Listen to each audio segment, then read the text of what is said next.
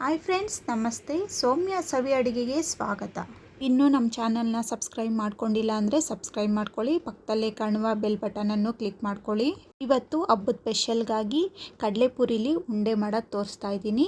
ಇದನ್ನು ಒಂದು 10 ನಿಮಿಷದಲ್ಲೆಲ್ಲ ಮಾಡ್ಕೊಬೋದು. ತುಂಬ ಸುಲಭವಾಗಿ ಈಸಿಯಾಗಿ ತೋರಿಸ್ಕೊಡ್ತೀನಿ. ಹಾಗಾದರೆ ಪೂರಿ ಉಂಡೆ ಹೇಗೆ ಮಾಡೋದು ಅಂತ ನೋಡೋಣ. ಮೊದಲನೇದಾಗಿ ಪೂರಿ ತೊಗೊಂಡಿದ್ದೀನಿ. ಈ ಪೂರಿನ ಒಂದು ಅಗಲವಾದ ಪಾತ್ರೆಗೆ ಸೇರಿಸ್ಕೊಳ್ಳೋಣ. ಇವಾಗ ಒಂದು ಅಗಲವಾದ ಪಾತ್ರೆನ ಬಿಸಿ ಇಟ್ಟಿದ್ದೀನಿ. ಈ ಬಿಸಿಯಾಗಿರೋ ಪಾತ್ರೆಗೆ ಕಡಲೆಪುರಿನ ಸೇರಿಸ್ಕೊತಾ ಇದ್ದೀನಿ. 3 ಬಟ್ಲು ಕಡಲೆಪುರಿನ ಸೇರಿಸ್ಕೊಳ್ತಾ ಇದ್ದೀನಿ. ಇವಾಗ 3 ಕಪ್ ಪೂರಿನ ಪೂರ್ತಿ ಸೇರಿಸಿದಾಯಿತು. ಇವಾಗ ಕಮ್ಮಿ ಉರಿ ಇಟ್ಕೊಂಡು 1 ನಿಮಿಷದ ಕಾಲ ಪೂರಿನ ಈ ಥರ ಬಿಸಿ ಮಾಡ್ಕೊಬೇಕು. ಇದು ಜಾಸ್ತಿ ಹುರ್ಕೊಳ್ಳೋದೇನು ಬೇಕಾಗಿಲ್ಲ. ಈ ಥರ ಕೈಯಲ್ಲಿ ಮುಟ್ಟು ನೋಡಿದ್ರೆ ಬೆಚ್ಚಗಿರ್ಬೇಕು, ಅಷ್ಟೇ ಸಾಕು. ಈ ಥರ ಸ್ವಲ್ಪ ಬೆಚ್ಚಗೆ ಮಾಡ್ಕೊಳ್ಳೋದ್ರಿಂದ ಗರಿಗರಿಯಾಗಿರುತ್ತೆ ಕಡಲೆಪುರಿ. ಆವಾಗ ತುಂಬ ಚೆನ್ನಾಗಿರುತ್ತೆ. ಪೂರಿ ಮೊದಲೇ ಕ್ರಿಸ್ಪಿಯಾಗಿರುತ್ತೆ. ಈ ಥರ ಬಿಸಿ ಮಾಡ್ಕೊಂಡು ಮಾಡೋದ್ರಿಂದ ಇನ್ನೂ ಚೆನ್ನಾಗಿರುತ್ತೆ, ಇನ್ನೂ ಕ್ರಿಸ್ಪಿಯಾಗಿರುತ್ತೆ. ಕಡಲೆಪುರಿನ ಕೈಯಲ್ಲಿ ಇಟ್ಕೊಂಡ್ರೆ ಅದು ಬಿಸಿ ಆಗಬೇಕು, ಅಷ್ಟಾದರೆ ಸಾಕು. ಪೂರಿನ ಇಟ್ಕೊಂಡು ಈ ಥರ ಪ್ರೆಸ್ ಮಾಡಿದ್ರೆ ಫುಲ್ಲು ಪುಡಿ ಆಗಬೇಕು. ಕ್ರಿಸ್ಪಿಯಾಗಿದೆ ನೋಡಿ, ಇವಾಗ ಕರೆಕ್ಟಾಗಿದೆ. ಇವಾಗ ಇದನ್ನು ಇನ್ನೊಂದು ಪಾತ್ರೆಗೆ ಸೇರಿಸ್ಕೊಳ್ಳೋಣ. ಕಡಲೆಪುರಿನ ಪೂರ್ತಿಯಾಗಿ ಒಂದು ಪಾತ್ರೆಗೆ ಸೇರಿಸಾದ್ಮೇಲೆ ಅದೇ ಪಾತ್ರೆಗೆ 1 ಸ್ಪೂನು ತುಪ್ಪ ಸೇರಿಸಿದ್ದೀನಿ.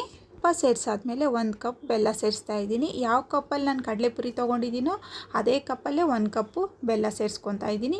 3 ಕಪ್ಪು ಪೂರಿಗೆ 1 ಕಪ್ಪು ಬೆಲ್ಲ ಸರೋಗುತ್ತೆ. ಇವಾಗ ಅದೇ ಕಪ್ಪಲ್ಲೇ 1/4 ಕಪ್ ಆಗಷ್ಟು ನೀರನ್ನು ಸೇರಿಸ್ಕೊತಾ ಇದ್ದೀನಿ. ನೀರನ್ನು ಅಷ್ಟೇ ಜಾಸ್ತಿ ಸೇರಿಸ್ಕೊಬಾರ್ದು. ಒಂದು 4-5 ಸ್ಪೂನ್ ಹಾಕ್ಕೊಂಡ್ರೆ ಸಾಕು. ಕಮ್ಮಿ ಉರಿ ಇಟ್ಕೊಂಡು ನಾವು ಪಾಕನ ರೆಡಿ ಮಾಡ್ಕೊಬೇಕು. ಕುದೀತಾ ಇದ್ದಂಗೆ ಪಾಕ ಒಂದು ಬಬಲ್ಸ್ ಥರ ಬರುತ್ತೆ. 2 ನಿಮಿಷದ ಕಾಲ ಈ ಥರನೇ ತಿರುಗಿಸ್ತಾ ಇರಬೇಕು ಪಾಕನ. ನೋಡಿ, ಈ ರೀತಿ ಬಬಲ್ಸ್ ಥರ ಬರ್ತಾ ಇದೆ. ಇದ್ರ ಜೊತೆನೇ ಏಲಕ್ಕಿ ಪೌಡರ್ ಒಂದು ಅರ್ಧ ಸ್ಪೂನ್ ಹಾಕ್ಕೊಂಡು ಅದನ್ನು ಮಿಕ್ಸ್ ಮಾಡ್ಕೋಬೇಕು.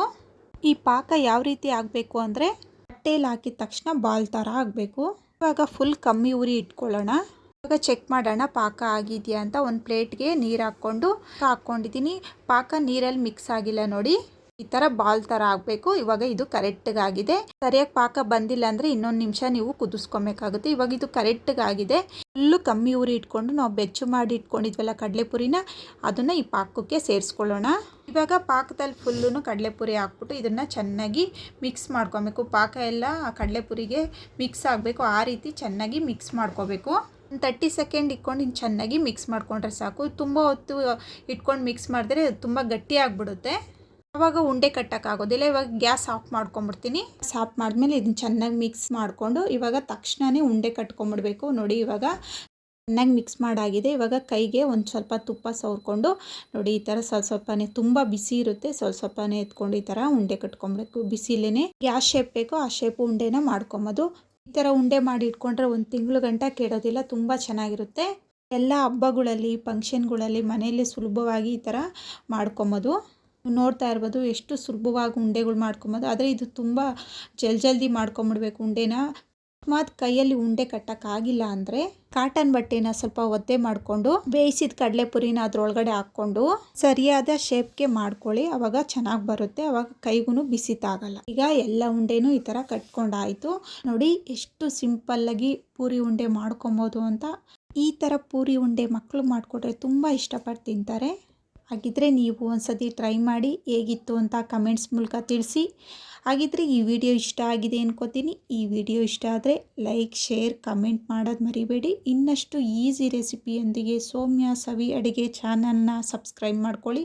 ಪಕ್ಕದಲ್ಲೇ ಕಾಣುವ ಬೆಲ್ ಬಟನನ್ನು ಕ್ಲಿಕ್ ಮಾಡ್ಕೊಳ್ಳಿ. ಧನ್ಯವಾದಗಳು.